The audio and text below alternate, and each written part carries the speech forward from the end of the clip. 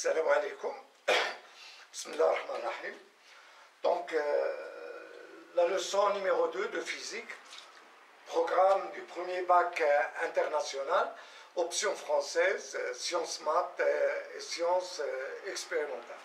Travail d'une force, puissance, suite.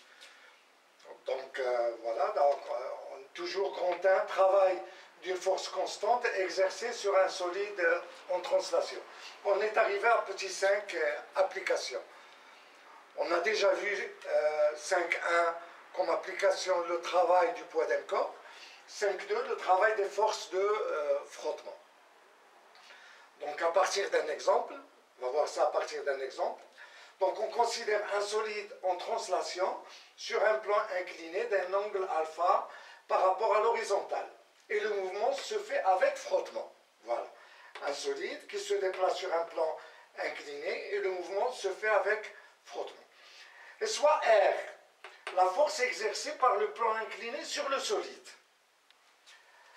Voilà. Puisqu'il y a frottement, la force R n'est pas perpendiculaire au plan. Donc R n'est perpendiculaire que si les frottements sont négligeables, que s'il n'y a pas de frottement. Mais là, puisqu'il y a de frottement, R n'est pas perpendiculaire au plan, elle est inclinée par rapport à la normale. La normale, c'est la perpendiculaire à ce plan. On dit que R n'est pas normal. Voilà. Donc R est incliné par rapport à la normale d'un angle phi. Et cet angle phi, c'est ce qu'on appelle l'angle de frottement. Voilà, l'angle de frottement statique. Donc phi est appelé l'angle de frottement statique. Donc puisqu'il y a frottement, R est incliné d'un angle phi, ce qu'on appelle angle de frottement statique par rapport à la normale. Donc bien évidemment, donc R est incliné par rapport à la normale. On peut la décomposer en deux composantes. On fait la projection suivant la normale, on trouve une composante. Donc cette composante, c'est ce qu'on va appeler la composante normale. Et la projection sur le plan incliné, on trouve une composante qui est tangente au plan incliné. Et c'est ce qu'on appelle la composante tangentielle. Voilà. Donc on a une composante normale et une composante tangentielle.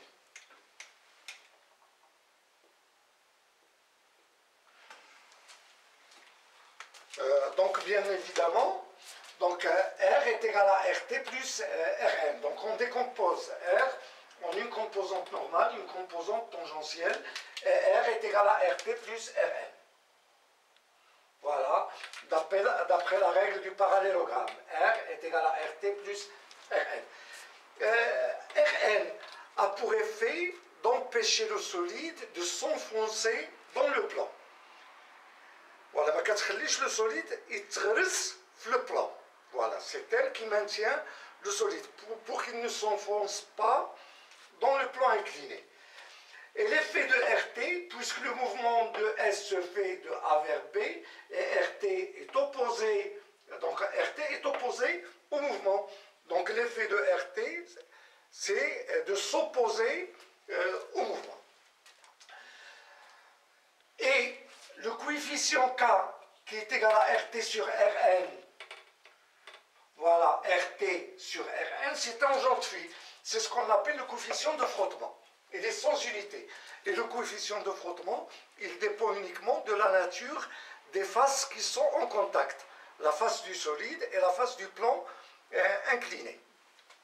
Voilà, on vous la donne toujours. Si on parle du coefficient de frottement dans un exercice, on vous donne sa valeur. Donc K est égal à RT sur Rn. C'est ce qu'on appelle le coefficient de frottement.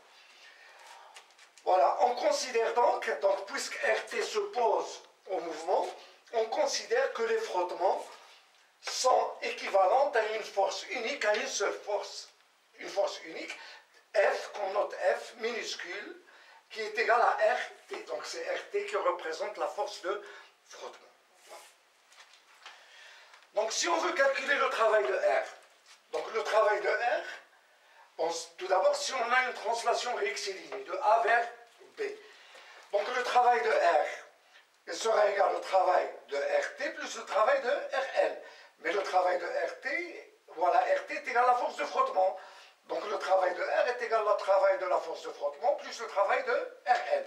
On voit donc F, c'est une force qui est constante. Il garde la même direction, même sens et même intensité. Rn aussi est une force qui est constante. Pendant le mouvement, il garde la même direction, même sens et même intensité. Donc le travail de Rn, elle est égal à Rn scalaire AP. Et puisque Rn est perpendiculaire à AP, donc ce produit scalaire est égal à 0. Donc le travail de Rn est égal à 0. Le travail de F entre A et B est aussi égal à F scalaire AB, puisque la force F est une force qui est constante. Et le travail de F qui est égal à F scalaire AP sera égal à l'intensité F fois la distance AB fois le cosinus entre F et AB. F, voilà, c'est RT, et AB ont des mêmes directions, des sens opposés. Donc l'angle entre F et AB sera égal à 180 degrés. Donc c'est F fois AB fois cosinus l'angle entre F et AB qui est égal à 180. Et cosinus 180 est égal à moins 1. Donc le travail de F entre A et B est égal à moins F fois AB. Donc le travail de R se réduit au travail de F, puisque le travail de Rn est égal à 0. Donc le travail de R, la force exercée par le plan incliné sur le solide, est égal au travail de la force de frottement, s'il y a frottement, qui est égal à moins F fois AB. Donc toujours, si on a une translation qui est rectiligne, et le mouvement se fait avec frottement, et on vous donne la force de frottement, donc on écrit que le travail de R est égal au travail de la force de frottement, est égal à moins F. F, c'est l'intensité de la force de frottement, multipliée par la distance AB. Maintenant, si la translation n'est pas rectiligne, ça veut dire que le solide part de A vers B, mais la translation n'est pas rectiligne. Quelque chose qui est comme ça. Exemple, le mouvement d'un skieur d'un point A vers un point B, voilà, qui suit une trajectoire qui est curviligne, comme ça, de A vers B. Donc on sait bien que F s'oppose au mouvement, donc à chaque point. Par exemple, en ce point, voilà la direction de F et son sens, le sens du mouvement. Voilà. Et F s'oppose au mouvement. De même ici, la force F s'oppose au mouvement. Voilà la trajectoire. De même ici. Donc qu'est-ce qu'on constate? On constate que la force de frottement n'est pas constante.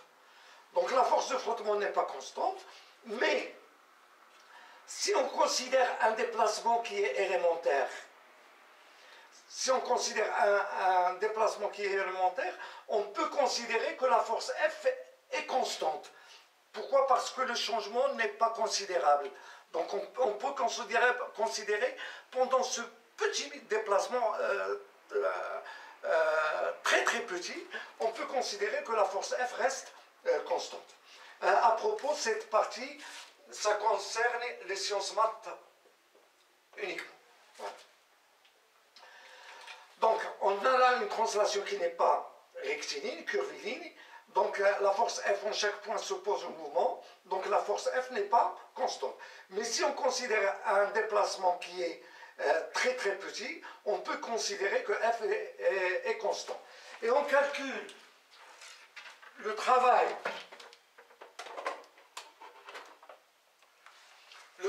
élémentaire de F pendant le déplacement delta Li. Voilà, un déplacement delta Li. Et on écrit que le travail élémentaire de F est égal à F fois delta Li, puisqu'on considère que F est constante pendant ce déplacement. C'est un déplacement qui est très petit. Donc le travail élémentaire de F est égal à moins F fois delta Li, qui est égal à F fois delta Li fois cosinus 180. Le cosinus de 180, c'est moins 1. Donc ça nous donne moins F fois delta Li.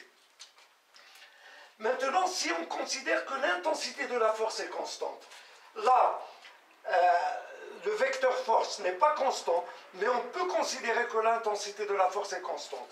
Donc le travail total de F sera égal à la somme des travaux élémentaires. c'est la somme des travaux élémentaires qui est égale à la somme des moins F delta LI. Donc on peut factoriser par moins F, puisqu'on a considéré que l'intensité est constante. Ça nous donne moins F facteur de delta L1 plus delta L2 plus delta L3 et ainsi de suite, jusqu'à delta Ln. Et ça nous donne quoi? Ça nous donne la longueur de la trajectoire. Donc la longueur de la trajectoire, c'est ça. Donc et finalement, le travail de F entre A et B